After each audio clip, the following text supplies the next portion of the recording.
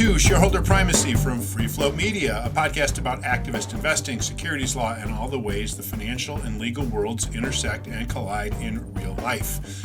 If you're looking for Ann Lipton, tough luck. She is on the road this week. Instead, you get Matt Moscardi. Hi, Matt. Hey. And me, Mike Levin. Today, we'll look at what we've started to see in activist investing and proxy contests for the upcoming 2025 proxy season. I have a question. I've always been uncomfortable calling it proxy season. I don't know what you think of that. I love it because it feels like a sports season, right? Like it feels it's time to gear up, baby. Choose your favorite teams. Choose who you're rooting against. I love it. Oh, okay. I always think, because I do this stuff year round, and making it seasonal feels like, it's time for us to focus on proxy stuff, and then other times of year we cannot. I think of it like you're the GM, right? Like you're like the perfect GM, Mike. You're thinking about the teams year round. You're like drafting and proposing and like positioning for the next year, and then the season comes up and you're ready to play ball. So I think it's a good term. Well, all right. So we're going to look at proxy season, and Matt and I have put together sort of a crossover, if you will, between our show here, Shareholder Primacy, and it's going to intersect a little bit with his own Proxy Countdown podcast. If you don't know about that, Matt and his colleague Damian Rollis host another podcast called Proxy Countdown. It's a weekly overview that addresses notable board changes, CEO transitions, controversial shareholder votes, a lot of stuff that is very interesting in the corporate governance and board world. Worth noting that Matt and Damian also run Free Float Analytics, which is that really nifty analytical service with data on like thousands of boards and hundreds of thousands, really, directors. And of course, Matt, and we acknowledge this at the end of every one of our shows, Matt is our producer. So he does a lot of stuff. We're like peanut butter and jelly, baby. There's a lot of crossover. He does a lot of stuff here. So anyway, so because he follows closely a lot of the annual meeting stuff, we thought it would be kind of fun to take a look at 2025 based on sort of what we've seen at the end of 2024, what we've seen so far this year. So, Matt, shall we dive in and review and prognosticate a little bit? Yeah, take me down the rabbit hole. All right, let's begin at the end, and by the end I mean real live, proxy contests that go to a vote. Those are the culmination of a lot of activist stuff. Not many of them get there, but when they do, it gets really interesting. And then once we're done talking about some of the proxy contests we've seen so far, we can go back and look at some other fun and interesting aspects of the proxy season, as we call it now, such as how the shareholder proposals are shaping up, what boards are up to this year, some new regulation that's come out that will definitely affect what we're up to, and some other fun subjects. So, I think Matt and others do that. I have a little hobby. I track proxy contests that go to a voting outcome because I want to see how universal proxy voting affects outcomes. So I have a list that I've been kind of maintaining for a couple of years now of all these contests. And based on that list, since roughly last fall, since the 2024 season wrapped up, we've seen 6 proxy contests go to an actual vote. And Matt, you're familiar with some of these. The biggies there was one involving Massimo and Politan Capital, where Politan Quentin Coffey won 2 out of 2 seats it was looking for in the second of 2 consecutive proxy contests. And then the other recent one that we saw was quite in the last couple weeks was Air Products, where Mantle Ridge won 3 out of 4 seats that it was looking for. But in between those, there were some others. There was Tech Precision, AIM. There were about 6 contests total. And the results were actually pretty favorable for activists. Activists won, out of those 6, 1 seat at 4 of those 6, and all of the seats that they were looking for at 2 of the 6. The ones where the big winners was Winfield at Tech Precision, won 2 out of 2, and obviously Massimo Politan won 2 out of 2 seats.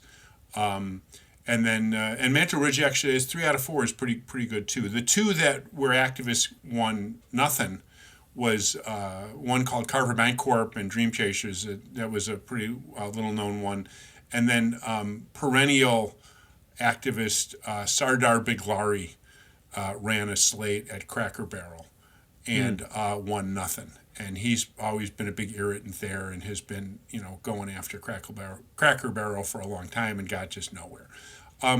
So that was actually a pretty interesting result because when we looked at it a year ago, activists had won out of, I think, 15 contests, had won maybe at least one seat in only 4 and won everything they were looking for only at a couple.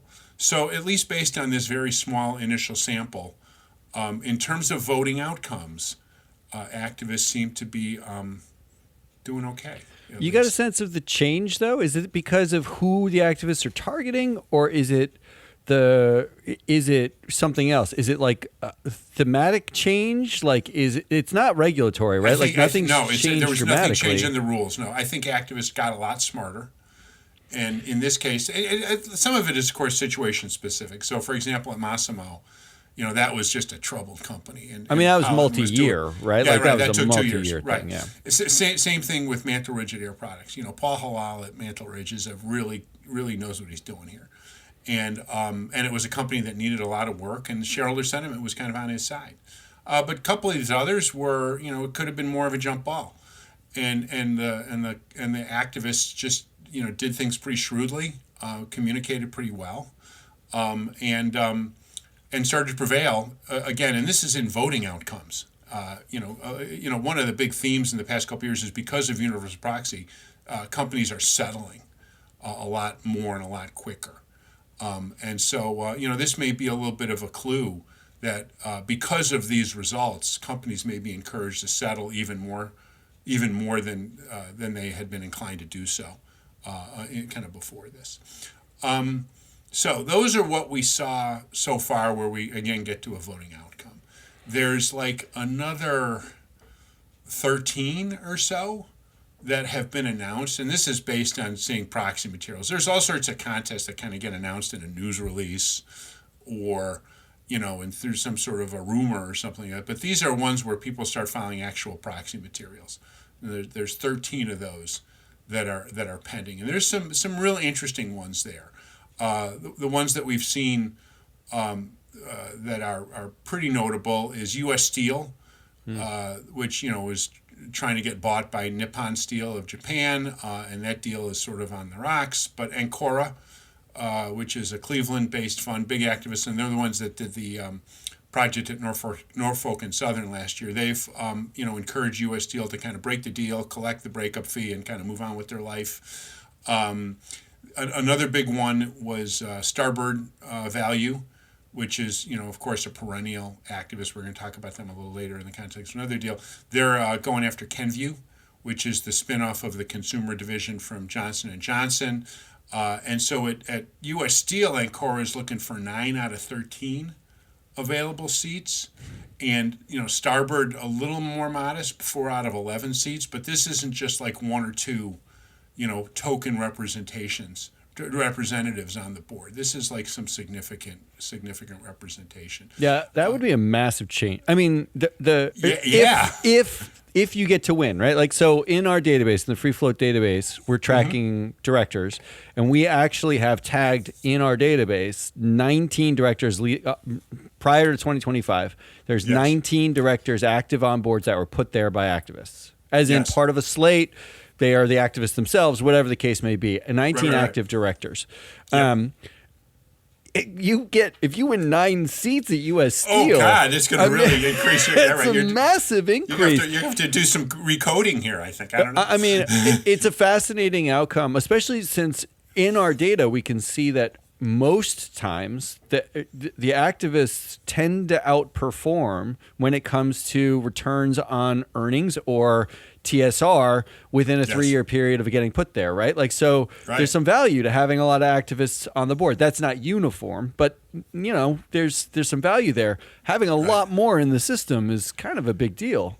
Yes. So there's, and in terms of those numbers, there's a couple others that are worth mentioning. Is that Stadium Capital, perennial activist, has a project going at Sleep Number, where they're looking for 4 out of the 4 available seats on a classified board, and an interesting one, Penn Entertainment, Penn Gaming, the gaming company, has an activist project, or HG Vora, a big fund, is undertaking an activist proxy contest at Penn Entertainment. First proxy contest ever for HG Vora. They've done a lot of other activist stuff where they've put on pressure, or settled, or whatever, and then they decided to nominate directors here, and they're nominated 3 out of 3 in a classified board.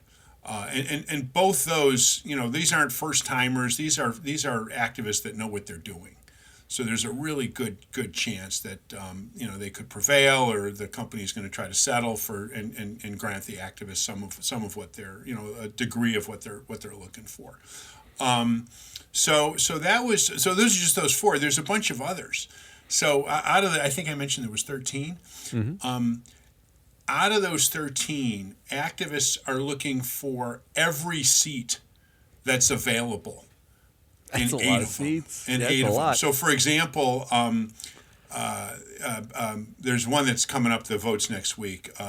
Barrington Capital, Jim Mitaratanda, a long-time, very experienced, really good activist, has been doing a proxy contest at Matthews, a tech company. They're looking for 3 out of 3. And it's worth noting that one, all the proxy advisors came out in favor of Barrington and so forth. So if that doesn't settle real quickly, looks like Barrington probably will win the seats they're looking for. Let me ask you something about the proxy advisors. Sure. And this might be a slight divergence, but okay. One of the things that we notice, on our other podcast, particularly on Proxy Countdown, we pay attention to this sort of like in a ancillary way. We're focused more on the people that get put on the boards and the contests, and you're focused, you got much bigger view of the contest. It does seem that the proxy advisors only seem to really do diligence around the directors themselves when an activist is involved. It's almost as if because the year prior, the advisors are generally in favor of every single director, but an activist steps in, says this company's underperforming, or we think there's breakup value here, or whatever their thesis is. Right. And you see the proxy advisors sort of flip. So now you bring up Barrington and Matthews, right? Yeah. Now all the advisors, Egan Jones and Glass Lewis and ISS are all behind the Barrington slate, right. But they were behind the entire Matthews slate last year. So what's the difference? Before? When you see these things happen, is it just part of the engagement between the activist and the advisors, or is it there are no other options? There's what do you think? 2 or 3 factors. First, votes outside of a proxy contest or director recommendations tend to follow policy.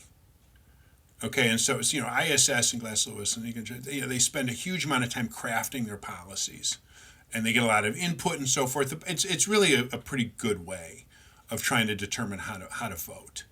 Okay, but if they're going to look at at Matthews, they're going to look at their governance score and so forth, and they'll say, okay, we're in the absence of kind of activist pressure, we're just going to see what the policy tells us, and the policy is got, I suppose, a little bit of bias to status quo. They're going to really only recommend against incumbent directors in the absence of an activist situation, only if there's something really unbelievably serious going on, in terms of governance and so forth. But it happens. Okay, that's the first factor. So they're voting according to policy. Second, there is more interaction here. So the company and the activists make a much stronger case or different case than just ISS being able to read a bunch of disclosures and calculate a governance score at Glass Lewis. The third is that there's a different group involved. For proxy contests, at least at ISS, I forget what it's called at Glass Lewis, they get the special situations group involved. And so they have a whole different set of analysts that look at these situations and decide okay, the activist is right, or it's mostly right, or we think it's 2/3 right, so we're going to recommend 2 out of 3 board seats or whatever. Okay, but yeah, and that's a great observation that once an activist starts to get involved here, things get elevated in a way where the recommendation just is handled differently. And yeah, go ahead. Which feels like that would suggest, if the special situations group, or if we pretended on an annual basis that an activist was involved at the company and you did the due diligence, it would suggest that the outcomes would be different, because at a vast array of the companies that you're talking about, just going forward and in the last year, we've seen, there's 19 activists, on boards now. The data shows that this happens with some. It's not as widespread maybe as it is. Looks like it's coming down the pike, but it does suggest that if activists keep winning, are we doing due diligence properly when we do our normal votes when they're not involved? And the problem is that they just don't have the resources to really, if they had to hear a presentation from every company about, how good their directors are, and then maybe some sort of a dissident presentation, I don't know how that would work. They'd never get anything done. That's where the policy kind of is designed to kind of make the decision making a little easier. Well, Free Float has the data, right? We have absolutely, right. The data exists. To me, it's like a question of brute force. Most of the ISS policies are you fail attendance, less than 75% attendance, or you fail on because they just removed any sort of gender or race from their policy as 2 days ago, right? So now it's not even that. Now it's to your point, it's egregious stuff, right? Investigated for fraud, or some not independent, and the not independent list is literally you are sleeping on the CEO's floor and you're married to his cousin, right? It's really egregious. Yeah. But there is data on every single director that is that presumably would allow this kind of in-depth, some sort of algorithmic way of looking at these companies, at least for red flags, at an individual level. But the investors also aren't that deeply interested. Well, that's my fascination. They react to that. They'll they kind of follow the recommendation, but they're not. I think it's fair to say they're not that keenly into wholesale all the kind of changes that would kind of come. So but having a proxy contest, what we've been talking about, kind of motivate this is good, and focuses attention on some of the absolute worst situations. But if this were to spread, I wouldn't be unhappy. I wouldn't be sad. Yeah, it's fascinating to me that as somebody who tracks this, right? The value of the people on the board, because activists are that's the ask. Yes. Give us board seats, which means they recognize the value of the influence you can have with a board seat. But absent the activist, investors largely are well, the board doesn't really matter. And it's or we're going to rely on ISS to kind of nibble at the edges. So anyway, it's such a weird thing. So there's a few other kind of contests that are kind of cooking, or were cooking, that are worth kind of mentioning as we kind of look forward. Elliott Management, which is becoming the alpha male activist. They're everywhere. They had their their well-known project at Southwest Airlines, where they got a bunch of change without doing a whole lot that was public. They just basically got Honeywell to break up this. They just announced this past week big investments at Phillips and at BP. So now it looks like they're into the energy business. So I'm going to be looking at them pretty closely. But again, Elliott doesn't do a whole lot of proxy contests themselves. They just rely on their force and their wit and their ability to persuade to get people to do it. A couple other ones worth mentioning was. We talked about Starboard a little while ago. With Kenvue, they also had this project at Pfizer that kind of went nowhere because they had managed to recruit the former CEO and former CFO to help them, and then Pfizer threatened these guys with lawsuits and losing their pensions and so forth. So That got turned around, so Starboard ended up not nominating anybody, and that made the news a couple weeks ago. New activist, Anonym, which is Charlie Penner, who was the mastermind behind the Engine No. 1 project at Exxon. He had started a new fund called Anonym, and they had a project they started at Henry Schein, the medical device manufacturer, and that's where KKR came in and said, not only are we going to help you out here, and Anonym said they were kind of happy with it. I imagine they were a little disappointed that they didn't have a chance to really kind of go to the mat, but that's fine. But KKR also said, look, if you're a company that's being threatened by an activist, call us. We can try to help. And I'm not sure what's better, being at the mercy of an activist or the mercy of KKR. Or KKR, yeah. Exactly, right. Then the last one that's worth, actually one more, Middleby, which is a kitchen appliance, commercial restaurant supply. Ed Garden, who is Nelson Peltz's son-in-law. Ed left Trian and started his own fund, Garden Investments, and so he announced a project at Middleby that's kind of ongoing. They haven't really filed any proxy materials yet, but there's a good chance that'll turn into a proxy contest. And then finally, a really interesting one was CVS, the pharmacy chain, settled with Glenview Capital within like a week and gave up like 4 board seats. So the idea that there's these settlements between Elliott and Glenview and so forth and some others seems to kind of continue to extend on that trend. So that's at least based on actual proxy stuff. That's kind of what we have to look forward to at this point.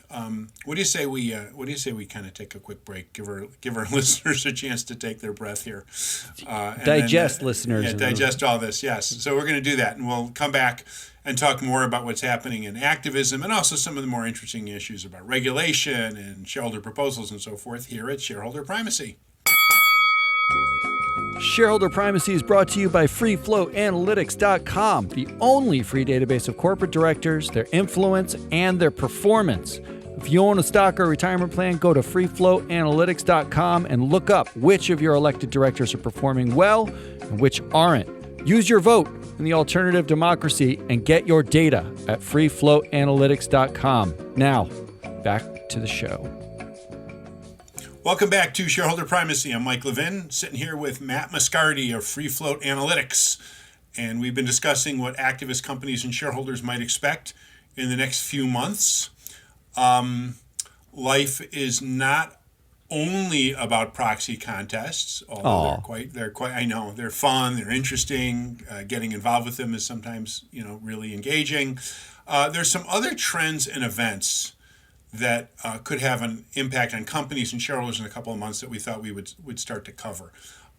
Let's begin with some other kind of novel ways to pursue activism. Activists are getting, I'm sort of pleased to say this, kind of more creative about how they handle things. One of the more creative ways was where they're starting to undertake proxy solicitation for proposals. So rather than going through the whole SEC no action, it's 14A8 is this part of the SEC rules that apply to this. They're basically treating proposals like they would director elections, going out and soliciting proxies. So, famously, the United Mine Workers did this at HCC, a coal company called Warrior Met Coal. But then, interestingly, we talked about this in another podcast, Starboard Value, we've talked about on the show today already, did something similar to try to get News Corp to try to get rid of its dual class share structure. So there have been at least those couple and a lot of other hints that maybe there's going to be more of this, especially as proponents, the normal conventional like E&S, ESG proponents are getting shut out or getting a lot more pressure on their conventional routes to shareholder proposals. Some of them are starting to look at doing their own proxy solicitation for their proposals, for these resolutions, their non-binding proposals. So there's definitely going to be some of that. coming up. We haven't quite seen the disclosures yet. The deadlines to file this stuff are just kind of passing, so it'll start becoming public pretty soon. But that's going to be really fascinating if that starts to take off. Is there a reason why the applying the same principle? Do you think they'll start using exempt solicitations as a way to communicate? Rather than even a solicitation for a shareholder proposal, just a straight exempt solicitation against a director, right? Like instead of filing that you're an activist, like a news release or something like that. Basically, it's like a news release, but it's on their filings. Yeah, so basically do a sort of a vote no kind of thing. Yeah. Conceivably, yes. There's been some suggestion that the SEC might put a little bit of pressure. And they just issued a CDNA on exempt solicitations and so forth that people are still working through. But yeah, the idea that a shareholder can communicate its recommendation without soliciting and using an exempt solicitation, that's another really good way for an activist. It's not as powerful as an actual proxy solicitation in some ways, but communicating some sort of a vote no or withhold. Is something. It doesn't cost a lot of money, and it does at least signal to shareholders that that there's some sort of sentiment out there, and conceivably it could put some pressure on a board to maybe think harder about one or another director. Assuming that there's the potential for any kind of shame or embarrassment for some of these boards, which is unlikely. Well, you're also mentioning like Elliott, who's everywhere, right? Like yes, if like the alpha dog in the room were to just do an exempt solicitation at a company where they don't have a large stake. But isn't it like it's like shots across the bow? It's basically exactly. You're telling the investor community, we're not happy with the situation. Right. We can get in deep and hard if we want to, unless you just like listen to us on a vote no campaign. Yep, exactly. So there's that. So there's these kind of novel ways.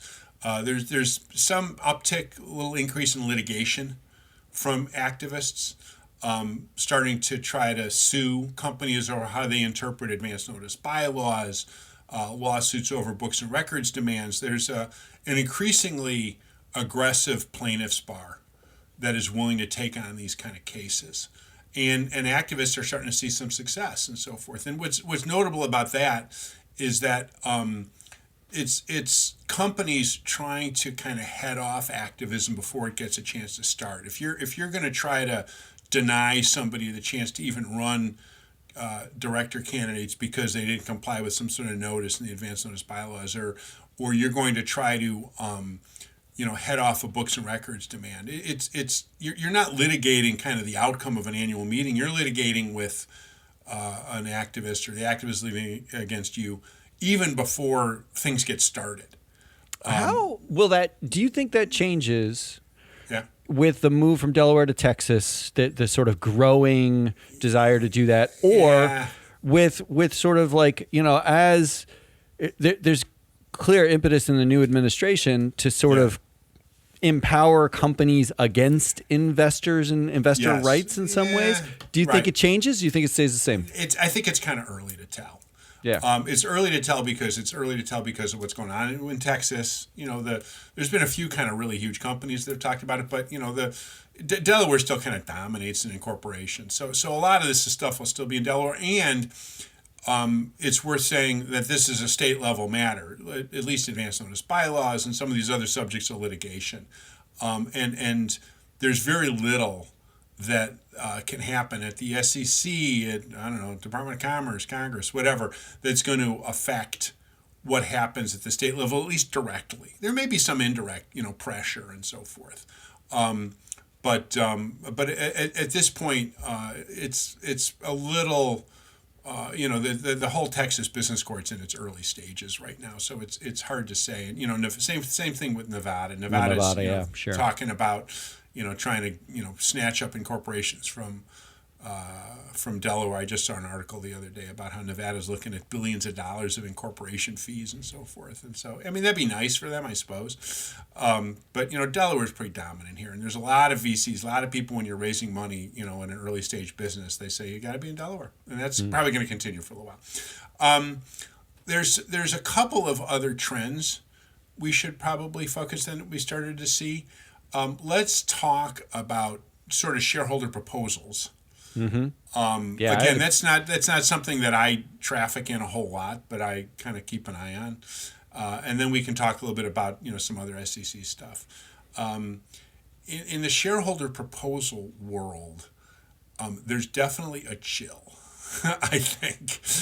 I don't know if that's what you're starting to kind of pick up on, but the new guidance. The thing I picked up on, and the reason why I wanted to bring this up is the new guidance around the 13G versus 13D. Yes. And then also the guidance on the ordinary business exemption. There was another. Yes. Right. And both are going to affect proposals, and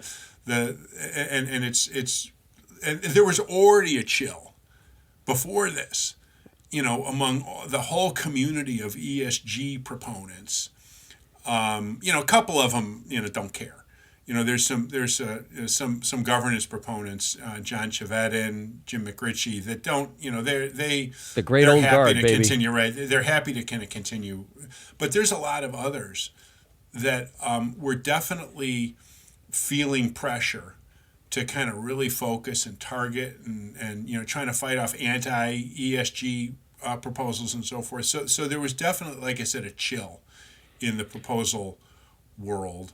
After several years of increased numbers of precatory proposals being filed at companies, and I saw one count that there was something like close to or over 1,000 filed in 2024. I'm guessing that number is going to come down. It was.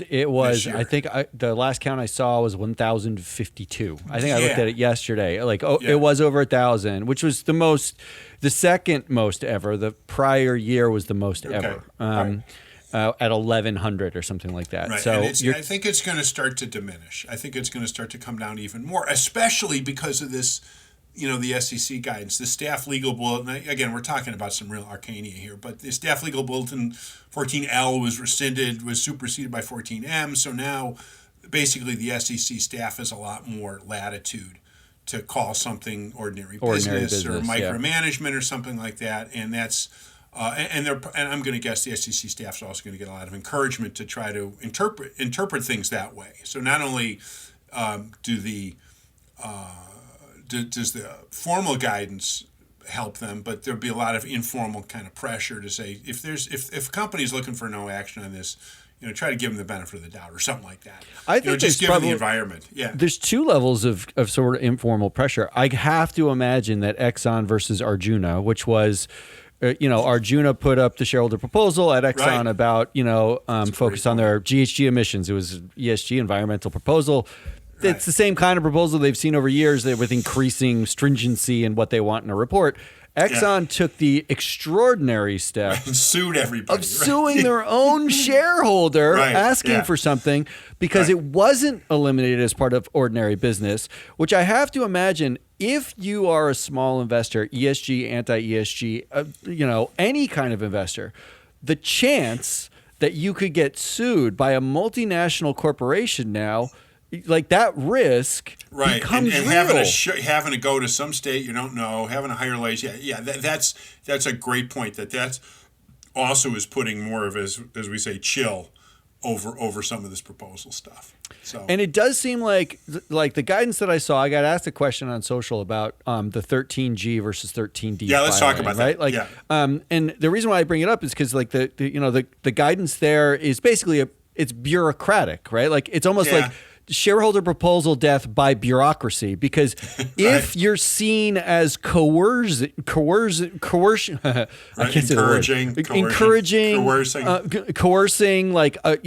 influencing management in some way. Right. Yes.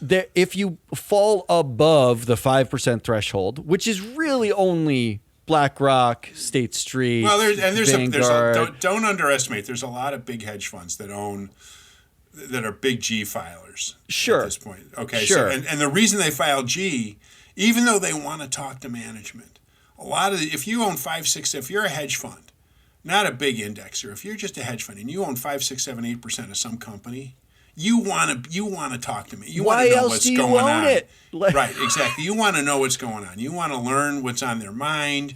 Yeah, they're going to play a whole dance with you about Reg FD and not disclosing material non-public information, whatever.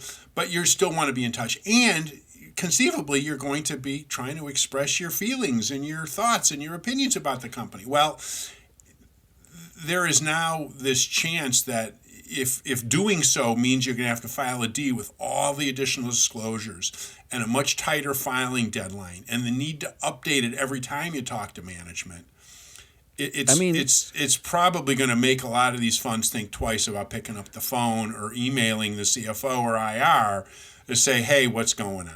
But I do think like the hedge funds, like BlackRock, State Street, Vanguard, between like the three of them, they own 5% of most companies in the United States, right? Correct, so you're talking about they were setting proxy, policies, right? Like they have basic engagement policies and proxy policies and voting policies. They're setting those policies, and some of it will be environmental issues, some of it will be social issues, a lot of it is like basic governance issues. But now, by engaging with management and saying, hey, we're really concerned about data security risk, cybersecurity, right? Like, what are you doing about cybersecurity? The act of that, the board can hypothetically go to the SEC and say, look, they're engaging with us on a specific issue that they want us to focus on. And they own 5%. They haven't filed a D. And they only file a G, right? And they need to file a D, and so they'll call them out. And the massive investors are passive for the most part. Their holdings are pass-through holdings. So I'm wondering, like, does this chill sort of, I'll call it activism via proposal or via vote, right? Like it's gonna chill just even the initial discussions before them. And now your incentive is not to say anything, right? Like it's either to vote without saying anything and run some risk, or you sort of just vote with management because anything against management could be construed? It may not. I don't know. It remains to be seen. Look, the change in this reg is 2 days old. I know. So we don't know. We don't know exactly what's going to happen, but 2 days old is the time we're recording this. But there's a good chance that, again, given how kind of risk averse, not in terms of their investment, but in terms of their appetite for regulatory contact. For scrutiny, yeah. For regulatory scrutiny, as a lot of these funds are, they may just kind of say, hey, we're not gonna bother with this. We don't want to threaten our ability to file a 13G, and we'll rely on the equity analysts or somebody. Who knows? So go ahead. Your last show, you talked with Ann. You talked about rational apathy, and I wonder this is making a lot more rational. It's way more rational now. It's way more rational. Just wash your hands of it and just be a passive holder. Although it is sort of the death of a shareholder right by bureaucracy. You don't want to have to file this, so it's almost like a trade of what's worth more, right? Like having the rights of an owner, because if you own your house or you own like a portion of a property, right? You absolutely want to say and how that property is managed. But now, if you own a certain amount of this particular asset or this particular property, it would be highly economically rational for you to just shut up and let whoever's the management team just do their thing, right? That's right. You got it. So I don't like that at all. I don't like it. Wait, I'm not. I didn't say I'm happy about it. So anyway, all right. Let's kind of wrap up here. So there's some interesting stuff we can look forward to. In 2024. On the one hand, 2025. Gosh, the proxy contests are kind of starting to heat up, and looks like activists are not only doing better than they have in past years, but they're got some prospects of doing even better in what remains of this year.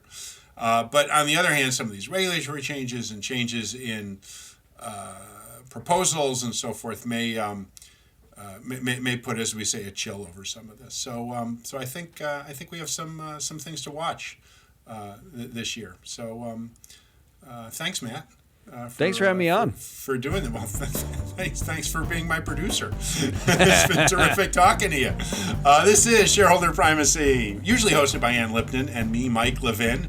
I'm an independent activist investor and advisor to investors about activist situations. Matt Moscardi is with Free Float Analytics, the data service that tracks boards and directors. You can find me, Mike, at theactivistinvestor.com and Matt at freefloat.llc. Our podcast is produced and distributed by Matt. He'll be doing that over the weekend at Free Float Media. Thanks for listening, and we'll talk again soon.